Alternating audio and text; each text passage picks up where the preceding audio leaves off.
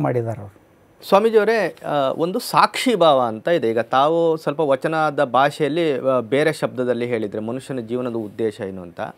ವೇದಗಳು ಆಗಮಗಳು ಏನು ಹೇಳುತ್ತೆ ಅಂದರೆ ಈ ಸಾಕ್ಷಿ ಭಾವಕ್ಕೆ ಪ್ರಾಧಾನ್ಯತೆಯನ್ನು ಕೊಟ್ಟಿದ್ದಾರೆ. ಅಂದರೆ ಮನುಷ್ಯ ಈ ಶರೀರ ಬಿಟ್ಟು ಹೋಗೋಕ್ಕಿಂತ ಮುಂಚೆ ಆ ಸಾಕ್ಷಿ ಭಾವನ ಗುರುತಿಸಬೇಕು ಅಂತ. ಒಂದು ಸಾಮವೇದದಲ್ಲಿ ಒಂದು ಚಾಂದೋಗ ಉಪನಿಷತ್ ಅಂತ ಇದೆ. ಅದರಲ್ಲಿ ಉದ್ದಾಲಕ ತನ್ನ ಮಗ ಶ್ವೇತಕೇತುಗೆ 9 ಸಲ ತತ್ವಮಸಿ ಶ್ವೇತಕೇತು ಅಂತ ಹೇಳ್ತಾನೆ. 9 ಸಲ ಅಂದರೆ ನೀನು ಅದೇ ಆಗಿದ್ಯಾ, ನೀನು ಅದೇ ಆಗಿದ್ಯಾ ಅಂತ ಹೇಳುವಂಥದ್ದು. ಇನ್ನೊಂದು ಕಡೆಯಲ್ಲಿ ಮಾಂಡೂಕ ಉಪನಿಷತ್ತಲ್ಲೂ ಸಹ ದ್ವಾಸುಪರ್ಣ ಸಯುಜಾಸಖಯ ಅಂತ ಅಲ್ಲಿನೂ ಸಹಿತ ಈ ಸಾಕ್ಷಿ ಭಾವಕ್ಕೆ ಹೇಳ್ತಾರೆ. ಆಮೇಲೆ ಸುಮಾರು ಗ್ರಂಥಗಳಿವೆ ಸಾಕ್ಷಿ ಭಾವ. ಅಲ್ಲ, ಇದನ್ನ ನಮ್ಮ ಪಂಚದಶಿಯಲ್ಲಿ ಒಂದು ಉಪಮೆಯನ್ನು ಕೊಟ್ಟಿದ್ದಾರೆ. ಏನು, ಒಂದು ನಾಟಕ ನಡೆದಿದೆ. ನಾಟಕದಲ್ಲಿ ಅಂದ್ರೆ ಪಂಚದಶಿ ಅಂದ್ರೆ ಯಾರು ಬರ್ದಿರೋದು? ಸುರೇಶ್ವರಾಚಾರ್ಯರು, ವಿದ್ಯಾರಣ್ಯರು ಬರ್ದಿರೋದು. ವಿದ್ಯಾರಣ್ಯರದು ಪಂಚದಶಿ, ಅದರಲ್ಲಿ ಬರೆದಿದ್ದಾರೆ. ಒಂದು ನಾಟಕ ನಡೆದಿದೆ. ರಂಗಭೂಮಿಯ ಮೇಲೆ ಪಾತ್ರಗಳು ಬಂದಿವೆ. ಎದುರುಗಡೆ ಎಲ್ಲರೂ ನೋಡಲಿಕ್ಕೆ ಕುಳಿತಿದ್ದಾರೆ. ಇವರಿಬ್ಬರನ್ನು ನೋಡ್ತಾ ಇರುವಂಥ ಒಂದು ದೀಪ ಇದೆ. ಆ ದೀಪ ಇರೋದರಿಂದ ಈ ನಾಟಕ ನಡೆದಿದೆ. ಇವರು ಪಾತ್ರಗಳನ್ನು ಮಾಡುವವರು ಮತ್ತು ಆ ಪಾತ್ರಗಳನ್ನು ನೋಡುವವರು ಒಬ್ಬರಲ್ಲಿ ಒಬ್ಬರು ಸಮರಸ ಆಗ್ತಾರೆ ಅಥವಾ ಒಂದೊಂದು ಸಾರಿ ಭಾವಾವೇಶಗಳಿಗೆ ಒಳಗಾಗ್ತಾರೆ. ಆದರೆ ಈ ದೀಪ ಮಾತ್ರ ಕೇವಲ ಸಾಕ್ಷಿ. ಅಂದರೆ ಸಾಕ್ಷಿಯ ಲಕ್ಷಣವನ್ನೇ ಅಕೃತತ್ವೇ ಸತಿ ದೃಷ್ಟಾ ಸಾಕ್ಷಿ, ಏನನ್ನೂ ಮಾಡದೆ ಕೇವಲ ನೋಡುತ್ತಿರುವವನಿಗೆ ಸಾಕ್ಷಿ ಅಂತ ಕರೀತಾರೆ. ಯಾವುದಾದ್ರೂ ಪಕ್ಷ ವಹಿಸಿದ್ರೆ ಅವ ಸಾಕ್ಷಿ ಅಲ್ಲ. ಅಕೃತತ್ವೇ ಸತಿ, ಅವನು ಏನೂ ಮಾಡಬಾರ್ದು, ಕೇವಲ ದೃಷ್ಟ, ಕೇವಲ ನೋಡ್ತಿರ್ಬೇಕು ಅಂದರೆ ಸಾಕ್ಷಿ. ಹಾಗೆ ನಮ್ಮ ಶರೀರದ ಎಲ್ಲ ಚಟುವಟಿಕೆಗಳನ್ನು ಕೇವಲ ನೋಡುತ್ತಿರುವವನು ಅವನು ಸಾಕ್ಷಿ. ಅಲ್ಲ, ನಾನು ಇದನ್ನು ಏನಕ್ಕೆ ಕೇಳಿದೆ ಅಂದರೆ ಇದನ್ನು ಈಗ ತಾವು ಏನು ಹೇಳಿದ್ರು ಅಂದರೆ ಸದೇವ ಸೌಮ್ಯದ ಮಗ್ರ ಆಸೀದ್ ಏಕಮೇವ ಅದ್ವಿತೀಯಂ, ಈ ಸಾಕ್ಷಿಯನ್ನು ವಚನ ಸಾಹಿತ್ಯ ಅಪ್ರೂವಲ್ ಮಾಡುತ್ತಾ? ಶಕ್ತಿ ವಿಶಿಷ್ಟಾದ್ವೈತ ಅಂದ್ರೆ ಒಂದು ವಿಶಿಷ್ಟ ಸ್ಥಿತಿಗೆ ಹೋದ ನಂತರ ಅದ್ವೈತ ಸಾಧಿಸುತ್ತೆ. ಅಲ್ಲಿ ಇದರ ಮೂಲ ಶ್ವೇತಾಶ್ವೇತರ ಉಪನಿಷತ್ನಲ್ಲಿದೆ. ದೇವಾತ್ಮ ಶಕ್ತಿ ಅಂತ ಕರೀತಾರಲ್ಲ ಅದನ್ನು. ಅಲ್ಲ, ವೇದಗಳೆಲ್ಲ ಪುಂಡ್ರಗೋಷ್ಠಿ ಅಂತೆಲ್ಲ ವಚನಗಳು ಜರಿತದೆ ಅಂತ ಹೇಳ್ತಾರೆ. ಅಲ್ಲ, ಇದೊಂದು ವಾದ ಇದೆ. ಇದು ಹೇಳ್ತಾರೆ ಅವರು. ನಾನು ಹೇಳಿದೆ ವಚನಶಾಸ್ತ್ರ ರಹಸ್ಯ ಅಂತ ಇವರು ಬರೆದ್ರು. ಯಾರು? R.R. ದಿವಾಕರ್ ರಾಯರು. ವಚನಶಾಸ್ತ್ರ ಅಂತ ಪಗು ಹೊಳಕಟ್ಟಿ ಅವರು ಕರ್ಕೊಂಡು ಬಂದರು ಈ ಬಸವಣ್ಣ. ಇದು ಶಾಸ್ತ್ರನೇ. ಕ್ರಮ ಬಂತು ಅಂದರೆ ಶಾಸ್ತ್ರ ಆಗಿಬಿಡುತ್ತೆ. ಆರಂಭದಿಂದ ಹಿಡಿದು ಅಂತ್ಯದವರೆಗೆ ಎಲ್ಲ ವಿಷಯಗಳನ್ನು ತಿಳಿಸಿಕೊಡುವಂಥ ಯಾವುದೇ ಸಾಹಿತ್ಯ ಅದಕ್ಕೆ ಶಾಸ್ತ್ರ ಅಂತ ಕರೀತಾರೆ.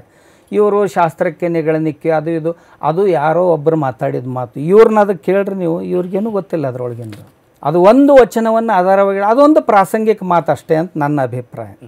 ಈಗ ಜಾತಿಯ ಕಾರಣಕ್ಕಾಗಿ ಒಂದು ವೇಳೆ ಶಾಸ್ತ್ರ ಒಂದು ವೇಳೆ ಇದಕ್ಕೆ ಕೆರಹ ನಿಕ್ಕುವೆ ನಿಗಳ ನಿಕ್ಕುವೆ ಅಂದ್ರೆ ಇದು ವಚನ ಶಾಸ್ತ್ರ ಐತಿ, ಇದಕ್ಕೇನು ಇಕ್ಕವ್ರು ಅವ್ರನ್ನ ಕೇಳ್ರಿ ಮೊದಲು. ಸ್ವಾಮೀಜಿಯವರು, ಈಗ ಲಿಂಗಾಯತರಲ್ಲಿ ಜಾತಿವಾದ ಇಲ್ವಾ? ನೋಡಿ, ಈಗ ಬಸವಣ್ಣನವರ ಮೂಲ ಉದ್ದೇಶ ಇತ್ತು. ಬಸವಣ್ಣವರು ಅದನ್ನು ತೆಗೆದು ಹಾಕುವ ಒಂದು ಪ್ರಯತ್ನ ಮಾಡಿದರು, ಹೋಗಲಿಲ್ಲ. ಇದನ್ನು ಯಾರೂ ಅಲ್ಲಗಳಿಲಿಕ್ಕಾಗೋದಿಲ್ಲ. ಇವತ್ತಿನವರೆಗೂ ಸಹಿತ ನಾವು ಚಿಕ್ಕವರಿರುವಾಗಲೂ ಸಹಿತ ನಾವು ನೋಡಿದ್ದೀವಿ ಜಾತಿವಾದ ಜನ ಮಾಡ್ತಾಯಿದ್ರು. ಇವತ್ತು ಮಾಡ್ತಾ ಇದ್ದಾರೆ ಸಮಾಜದಲ್ಲಿ.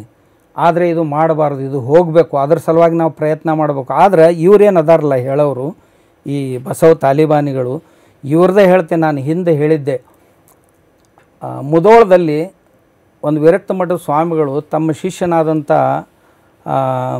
ನಾವಿದನ್ನು ಹಡಪದನ ಮನೆಗೆ ಹೊಸ ಮನೆ ಕಟ್ಟಿದ್ದ. ಆ ಮನೆ ಕಟ್ಟಲಿ ಆ ಉದ್ಘಾಟನೆಗೆ ಅವ ಕರೆದಿದ್ದವ್ರನ್ನ. ಉದ್ಘಾಟನೆಗೆ ಹೋದರು. ಪ್ರಸಾದನೂ ನಮ್ಮ ಮನೆಯಲ್ಲಿ ಮಾಡಬೇಕು ಅಂದವ. ಇವರು ನಮ್ಮ ಹಿರಿಯರನ್ನ ಕೇಳ್ತೀನಿ ಅಂದರು. ಇವರು ಹಿರಿಯರನ್ನ ಕೇಳಿದರು. ಅವ್ರ ಮನೆಗೆ ಹೋಗಬಾರ್ದು ಪೂಜಾಕ್ಕೆ, ನೀವು ಪೂಜಾ ಅವ್ರ ಮನೆಯಾಗ ಮಾಡ್ಕೋಬಾರ್ದು ಅಂದರು. ಆಮೇಲೆ ಅವ ಆತ್ಮೀಯ ಶಿಷ್ಯನಾದ್ದರಿಂದ ಅವ್ರ ಮಾತನ್ನು ಉಲ್ಲಂಘಿಸಿ ಅವರು ಪೂಜಾಕ್ಕೆ ಹೋದ್ರೆ, ಅವ್ರ ಮನೆಗೆ ಪೂಜಾಕ್ಕೆ ಹೋದ್ರೆ ಅವ್ರು ಬೆರಳು ಕತ್ತರಿಸಿದ್ರು ಮೇಲಿನವರು. ಅದು ಬ್ರಿಟಿಷ್ ಗೆಜೆಟೇರಿಯಲ್ಲೇ ಇವತ್ತು ಸಹಿತ ಮುಂಬೈನಲ್ಲಿ ನಿಮಗೆ ಸಿಗುತ್ತೆ. ನನಗೆ ಪಾಟೀಲ್ ಪುಟ್ಟಪ್ಪನವ್ರು ಈ ಘಟನೆಯನ್ನು ಹೇಳಿ ಆದರೆ ಇದನ್ನು ತೋರಿಸಿದ್ರು. ಅಂದರೆ ಬಸವಣ್ಣನ ತತ್ವ ಹೇಳೋದು ಆಚರಣೆಯಲ್ಲಿ ತರೋದು ಎಷ್ಟು ಕಠಿಣ ಇದೆ ಅನ್ನೋ ಇವರು ಇವತ್ತೂ ಸಹಿತ ಇವರು ಬಸವಣ್ಣನ ಒಂದು ಕಮಾಡಿಟಿ ಪ್ರಾಡಕ್ಟ್ ಮಾಡ್ಕೊಂಡಿದ್ದಾರೆ. ಆಮೇಲೆ ಬಸವಣ್ಣನ ಮ್ಯಾಗ ಪೇಟೆಂಟ್ ಮಾಡ್ಕೊಂಡವ್ರ ಗತೆ ಮಾತಾಡ್ತಾರೆ ಇವರು. ಆದರೆ ಬಸವಣ್ಣನ ಒಂದೂ ತತ್ವವನ್ನು ಇವ್ರ ಆಚರಣೆ ಒಳಗೆ ಎಂದೂ ತಂದಿಲ್ಲ, ಇವ್ರು ಮುಂದೂ ತರುವುದಿಲ್ಲ. ಅದು ಗ್ಯಾರಂಟಿ ಹೇಳ್ತೇನೆ. ಈಗ ಸರಿ, ಈಗ ಸ್ವಾಮೀಜಿಯವರು ಏನಾದರೂ ಹೇಳಿ, ತಾವು ಏನಾದರೂ ಹೇಳಿ, ಸಾಮಾನ್ಯ ಕಾಮನ್ ಲಿಂಗಾಯತನ ಮನಸ್ಸಿನಲ್ಲಿ ಏನಿದೆ ಈ ವಿಚಾರದ ಬಗ್ಗೆ? ಸಾಮಾನ್ಯ ಲಿಂಗಾಯತ ಇವತ್ತಿನ ದಿವಸ ಎಲ್ಲರ ಜೊತೆ ಹೊಂದ್ಕೊಂಡು ಹೋಗ್ತಾ ಇದ್ದಾನೆ. 100ಕ್ಕೆ 100 ಆಗಿದೆ ಅಂತ ನನಗೆ ಹೇಳಲಿಕ್ಕಾಗೋದಿಲ್ಲ. 100ಕ್ಕೆ 100 ಇಲ್ಲ. ಯಾವ ಸಮಾಜ, ಬರೀ ಲಿಂಗಾಯತರಲ್ಲ, ಯಾವ ಸಮಾಜದಲ್ಲಿಯೂ ಸಹಿತ 100ಕ್ಕೆ 100 ಜಾತಿ ನಿರ್ಮೂಲನೆ ಆಗಿಲ್ಲ. ಆದರೆ ಆಗುವತ್ತ ನಾವು ಪ್ರಯತ್ನ ಮಾಡಬೇಕು. ಈಗ ನಮ್ಮದೇ ಸಂಪ್ರದಾಯ ಇದೆ, ನಮ್ಮ ಮಠದ ಪರಂಪರೆ ಇದೆ. ನಾನು ಸುಮಾರು 30-40ರಷ್ಟು ಜನ ದಲಿತರದಾರ ನಮ್ಮ ಮಠದ ಭಕ್ತರೊಳಗೆ. ನಾವು ಏಕಪಂಕ್ತಿ ಭೋಜನ ಮಾಡ್ತೀವಿ. ಇರದೇ ಇದ್ದರೆ ನಾನು ವರ್ಷಕ್ಕೆ 3-4 ಆದರೂ ಕನಿಷ್ಠ ವಿವಾಹ ಮಾಡಿಸ್ತೇನೆ. ನಾನು ಹಿಂಗಲ್ಲ, ಪ್ರೇಮ ವಿವಾಹ ಮಾಡಿದ್ರು ನನ್ನ ಹತ್ರ ಬಂದರೆ ಅಕ್ಕಿ ಕಾಳು ಹಾಕ್ಕೊಂಡು ಹೋದ್ರೆ ಹಿಂಗಲ್ಲ. ನಾನು ಆ ಹುಡುಗನ ನೋಡಿ, ಇವರು ಹೇಳಿರ್ತಾರೆ ನಮ್ಮ ಹುಡುಗಿಗೊಂದು ಹುಡುಗನ ನೋಡ್ರಿ ಅಂತ, ಅವರು ಹೇಳಿರ್ತಾರೆ ನಮ್ಮ ಹುಡುಗೈತ್ರಿ ಒಂದು ಹೆಣ್ಣು ನೋಡ್ರಿ ಅಂತ, ನಿಮ್ಗೆ 2 ಹಂತವ್ನು ನೋಡ್ರಪ್ಪ ಮಾಡ್ಕೊರಿ ಅಂತ ಹೇಳಿ ನಾನು ಮಾಡಿಸ್ತೀನಿ ಮದುವೆ. ಅಂದರೆ ಇಂಟರ್ ಕಾಸ್ಟ್ ಅಂದ್ರೆ ಮೇಲ್ವರ್ಗದಲ್ಲಿ ಅಲ್ಲ, ಕೆಳವರ್ಗ ಮೇಲ್ವರ್ಗ ಅವರಲ್ಲಿ ಇಂಟರ್ ಕಾಸ್ಟ್ ಮದುವೆ ಮಾಡಿಸ್ತೀನಿ. ನಮ್ಮ ಮಠದ ಕಾರ್ಬಾರೆಲ್ಲ ಅವ್ರ ಕೈಯಲ್ಲೇ ಕೊಟ್ಟಿರ್ತೇನೆ. ನಾನು ಹೇಳ್ತೇನೆ, ನಮ್ಮ ಮಠದ ಚೀಫ್ ಅಡ್ಮಿನಿಸ್ಟ್ರೇಟಿವ್ ಆಫೀಸರು ಒಬ್ಬರು ಭೋವಿ ಜನಾಂಗದವರು ಒಡ್ರು, ರಿಟೈರ್ ಆದ ನಂತರ ಈಗ 15 ವರ್ಷ ಅವರೇ ಸೇವೆ ಮಾಡ್ತಾಯಿದ್ದಾರೆ. ಅವರೇನು ಹಣಕಾಸಿನ ವ್ಯವಹಾರ ಸಹಿತ. ಇನ್ನೊಬ್ಬರು ನಮ್ಮ ಮಠದ ಎಕ್ಸಿಕ್ಯೂಟಿವ್ ಡೈರೆಕ್ಟ್ರು ಮಾದಿಗ ಸಮುದಾಯದವರು.